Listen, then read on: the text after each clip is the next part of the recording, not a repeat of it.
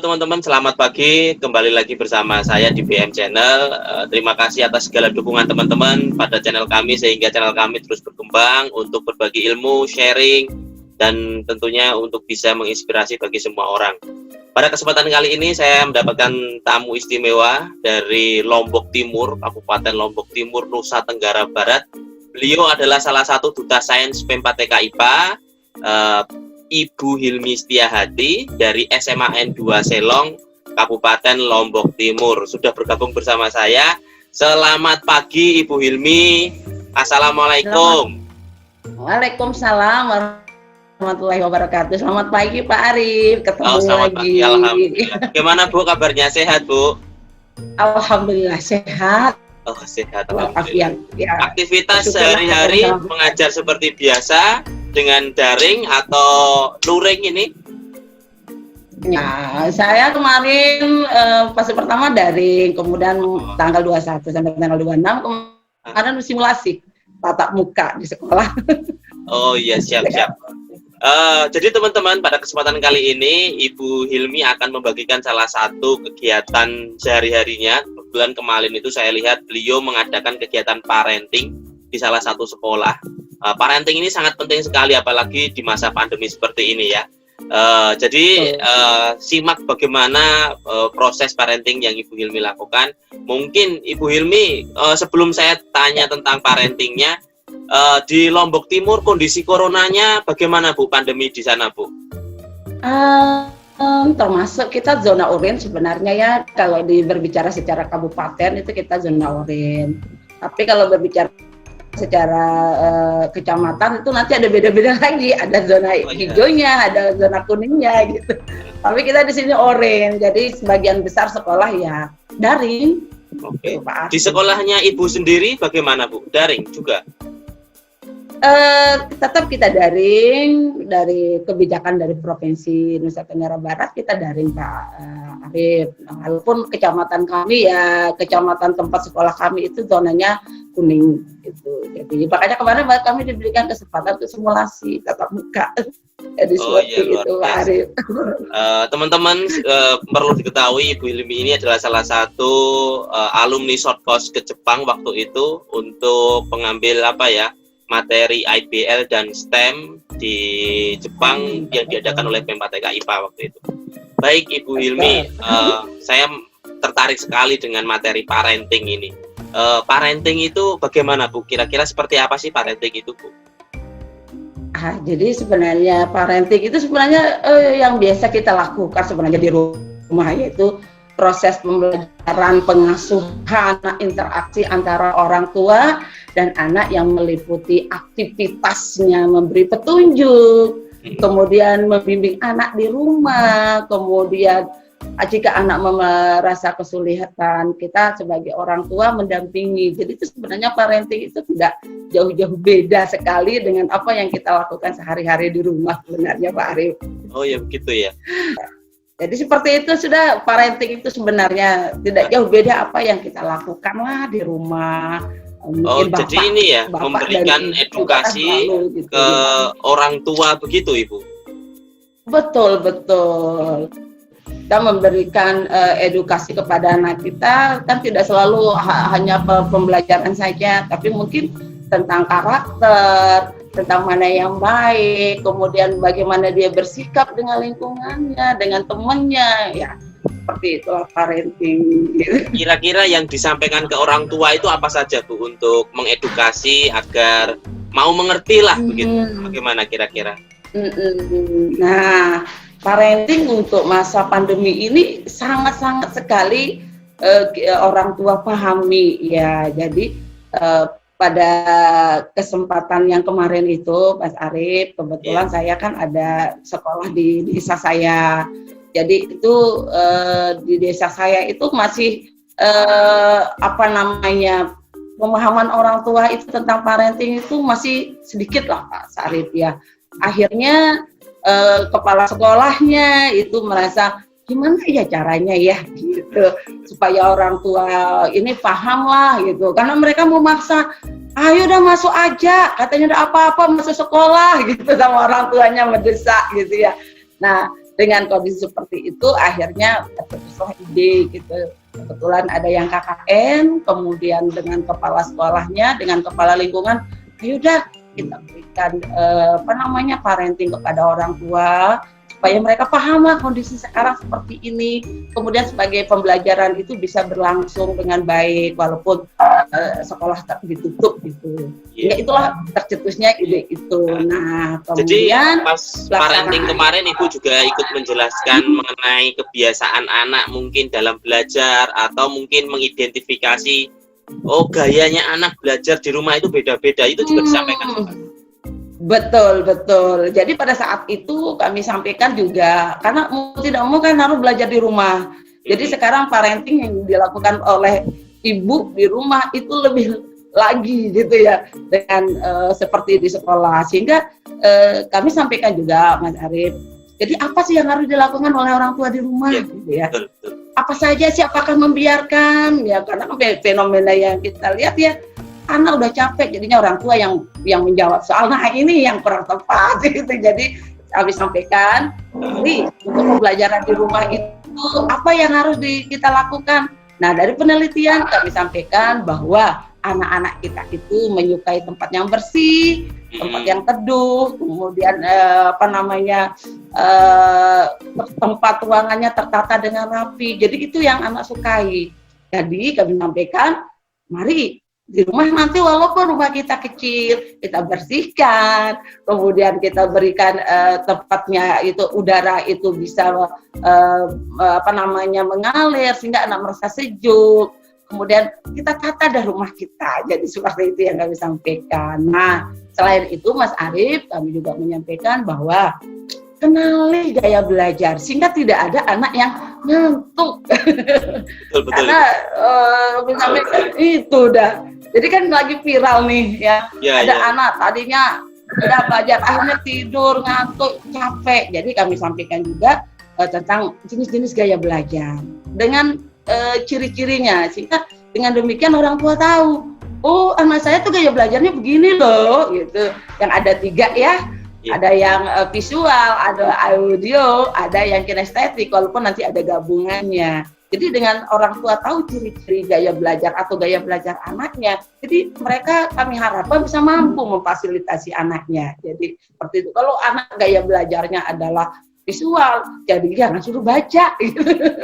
Kalau dia visual, jangan disuruh dia dan lain sebagainya. Jadi mereka kita berikan ke orang tua untuk mengenali ciri-ciri gaya belajarnya. Jadi bukan hanya guru aja, ibu-ibu di rumah juga harus tahu gitu dengan betul Ibu, luar biasa sekali.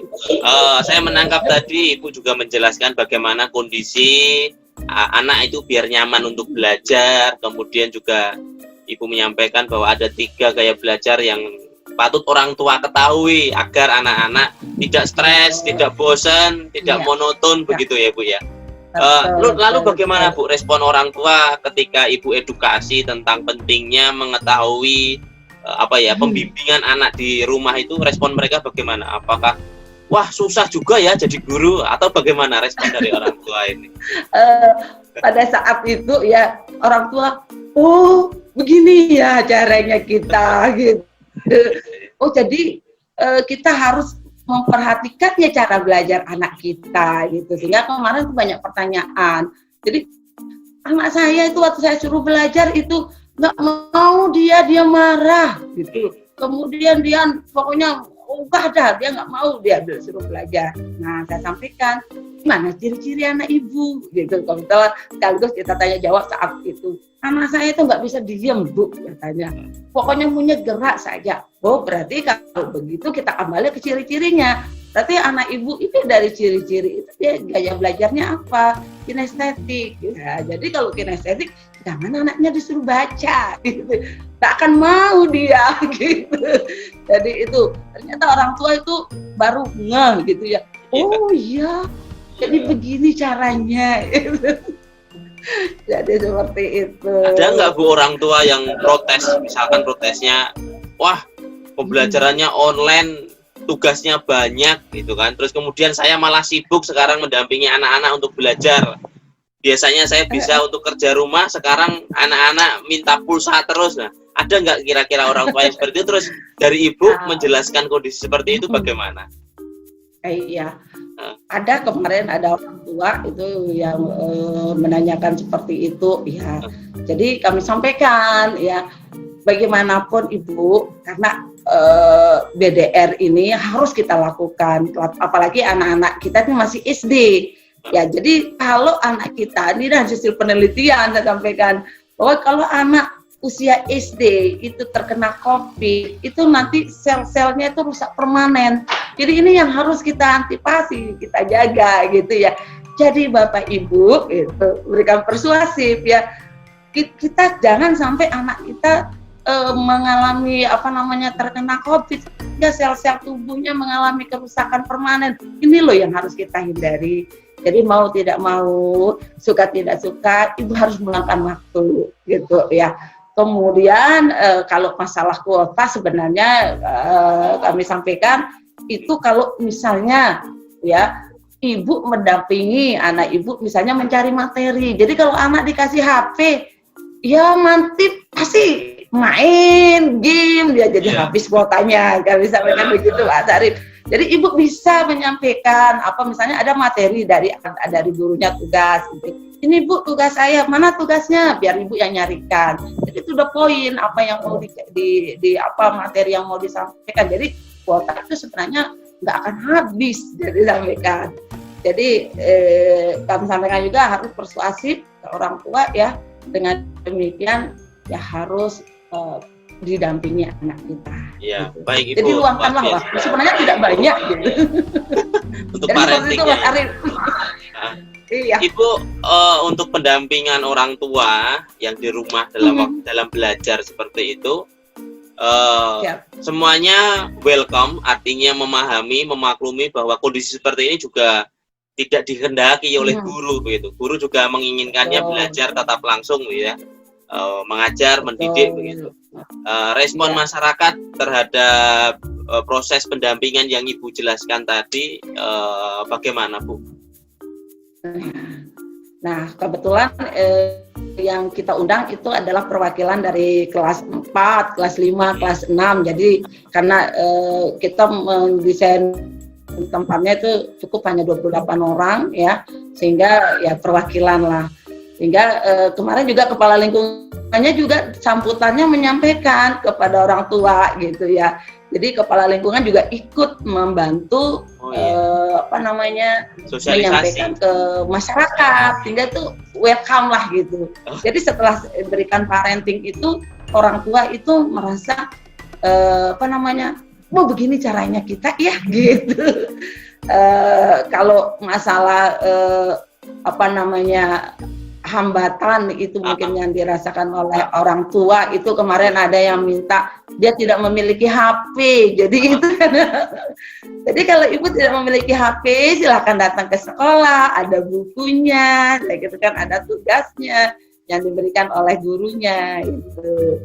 Jadi itu karena mungkin Pak Arif karena kepala lingkungannya juga ikut mensupport ya, sehingga warga dari kampung itu juga insya Allah menerima. Baik Ibu, terima kasih atas penjelasan mengenai penerapan parenting, mengedukasi masyarakat, mengedukasi orang tua tentang gaya belajar anak, tentang bagaimana pembimbingan anak di rumah. Mungkin kesimpulan Ibu sekilas tentang parenting yang Ibu lakukan, kesimpulannya bagaimana, kendala dan solusinya seperti apa? Mungkin ada saran atau dan usulan seperti itu. Oke, jadi terima kasih Pak Arif. Jadi parenting itu sebenarnya tidak terlepas dari apa yang dilakukan oleh orang tua di rumah, tapi pada masa BDR ini kita harus lebih karena kita harus juga mendampingi anak dalam belajar. Nah ini di dalam belajar itu ya orang tua harus menyiapkan waktu, meluangkan waktu, kemudian menyiapkan apa yang dibutuhkan oleh anak kita. Jadi kalau dengan demikian insya Allah dah ya. Kemudian yang menjadi kendalanya mungkin bagi orang tua yang terutama yang tidak memiliki HP. Jadi itu kendalanya untuk pembelajaran daring, tapi sudah diberikan solusi bahwa nanti bisa datang ke sekolah, bisa pinjam buku di sekolah. Jadi sangatlah penting pokoknya parenting ini dalam masa BDR ini ya Mas Arief ya, karena bagaimanapun juga pendidikan harus berjalan ya, anak-anak kita juga harus menguasai kompetensi apa yang diminta oleh kurikulum, dan anak-anak juga welcome lah, jadi karena dia sudah belajar sesuai dengan apa yang gayanya dia, apa keinginannya dia, sehingga mudah-mudahan lah lebih baik lagi. Ibu Hilmi, terima kasih sekali sudah berkenan untuk berbagi mengenai pentingnya parenting, penerapannya, kemudian pendampingan, bagaimana pendampingannya di rumah, bahkan respon masyarakat, bagaimana menghadapi misalkan ada orang tua yang belum mengetahui ataupun ada kendala solusinya seperti kekurangan HP, tidak punya HP, akhirnya ada solusinya seperti itu. Ibu Hilmi, terima kasih sekali untuk berbagi di parenting ini. Mudah-mudahan bermanfaat bagi semuanya. Ibu Hilmi dan sekeluarga diberikan kesehatan, keberkahan, dan insya Allah mudah-mudahan kita bisa dipertemukan kembali ya Bu. Amin, amin, amin, amin. Amin. Ada di kegiatan P4TKI Pak, biar Pak Kapus mendengar doa kita ya. Iya, siap. Baik Ibu Hilmi, terima kasih. Assalamualaikum warahmatullahi wabarakatuh. Salam untuk keluarga Ibu. Waalaikumsalam warahmatullahi wabarakatuh. Sehat juga Mas Arief, salam dengan keluarga juga. Oke ya.